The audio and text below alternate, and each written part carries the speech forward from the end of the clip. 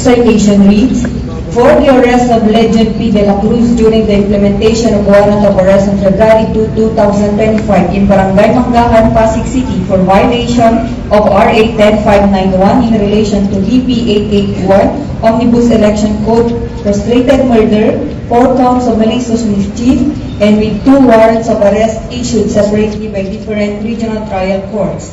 The Medalya ng Kagalingan is awarded to Police Colonel Erwin Tulawan Dayag, Eastern Police District.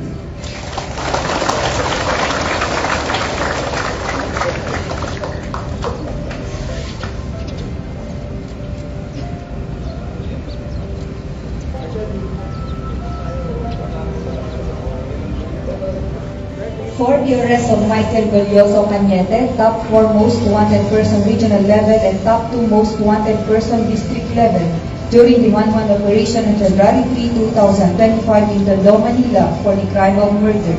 The Medalya ng Kagalingan is awarded to Police Lieutenant Ferdinand Guillermo Omni, Manila Police District.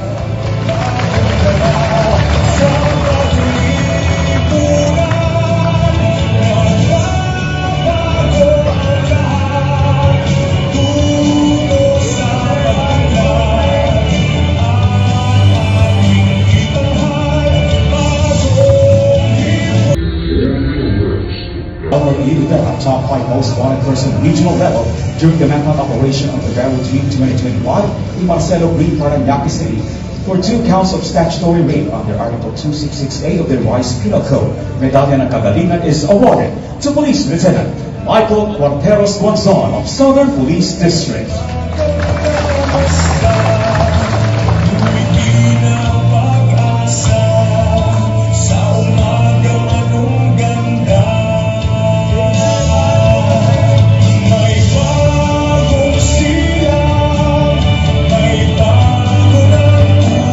The arrest of Ryan S. Santos, top 1 most wanted person regional level, top 2 most wanted person district level, and top 1 most wanted person station level during the service of warrant of arrest on February 3, 2025 in Barangay 12, Caloocan City for the crime of murder.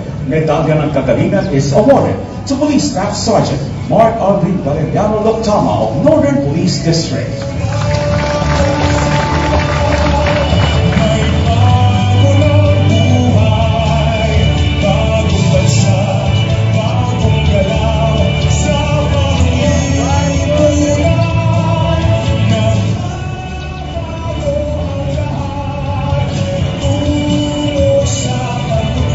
For the arrest of Jedrick M. Rodriguez, top 2 most wanted person regional level during the one-hand operation on February 1, 2025 in Barangay San Andres, Bukid, Manila for the crime of murder. The Medalya ng Kagalingan is awarded to Police Corporal Michael Angelo Real Blancha of Regional Special Operations Group.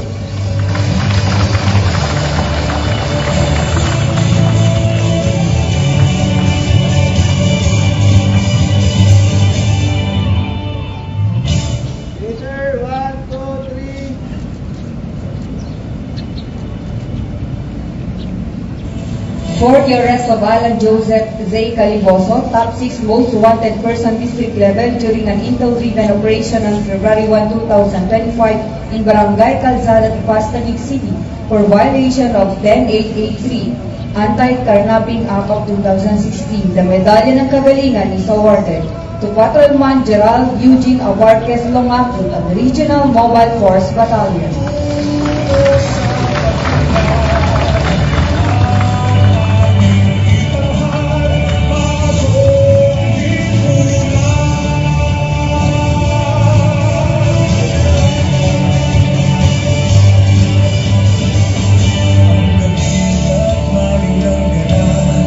Of Martes Gopo Isadera and 2 others during the entrapment operation on February 5, 2025 in Santa Cruz, Manila for violation of falsification of public documents and manufacturing and possession of instruments for falsification of the Revised Penal Code and recovery of 1 set of computer desktop, several finished and unfinished PWD identification cards, and 200 peso bills used as buy-bust money.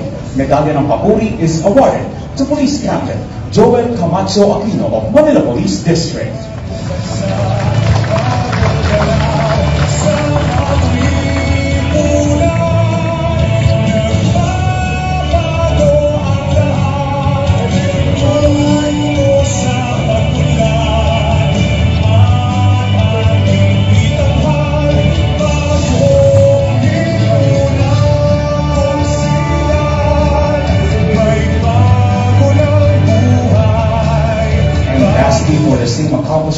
Similar medallion of papuri is awarded to Police Staff Sergeant Rene Ribo Ibisate of Manila Police District.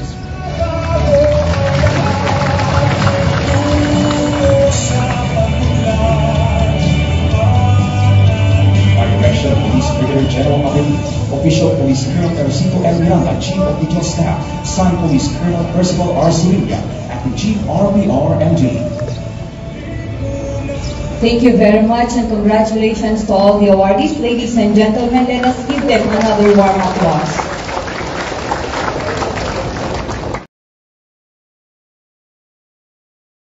I would like to congratulate everyone for a job well done. I'm happy because ayun lang daw nangyari ko. Regional, di ba? Yes, sir. Regional most wanted persons natin from top 1 to top 10 na huli ng NCRPO and Espala. Ilang week? 1 week. Palakpak! Palakpak! Pati kayo nagsiyak eh. Bakit kayo nagsiyak yan? Isa lang ang ibig sabihin nito, that we are gaining the momentum. Yung mga instructions na sinasabi natin ay sinusunod ng mga tao natin. Na kailangan tutok tayo sa trabaho. Yung mga guidance and policies na at programs na gusto na natin mangyari dito sa NCRPO ay nangyayari. And not only that, last January, as you are all aware of, bumaba ng 19.6% yung crime incidence natin. Another palakpak. I just don't know the trend for February. Dapat sa February, dapat bumaba rin. Hindi pwedeng yung January lang. Baka mamaya sabihin nila, pakikagilas lang yan.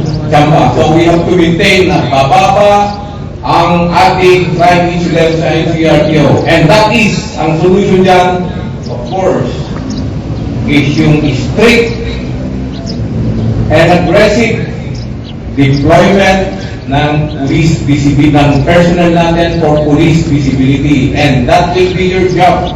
Na nakaupo dito, nakaharap, nakatayo dito ngayon sa harap, you will be deployed on the streets for police visibility. Palakpak! Kasi magkakaroon kayo sa trabaho eh. Diba? Diba?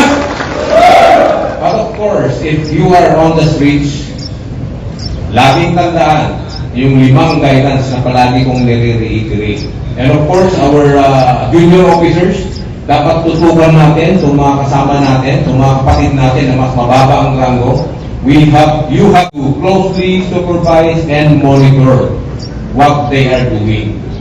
Para at least, hindi masasayang yung efforts natin. Hindi masasayang yung programa na ginagawa natin. And gaano man kadalas yung pagbigay natin ng guidance sa mga kasama natin ay talaga namang may napapaniwara pa rin.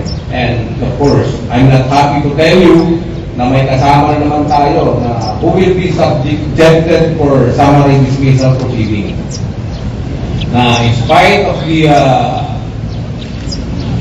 guidance, halos every speech na dinideliver ko, sinasabi ko, don't involve yourselves to illegal activities directly or indirectly.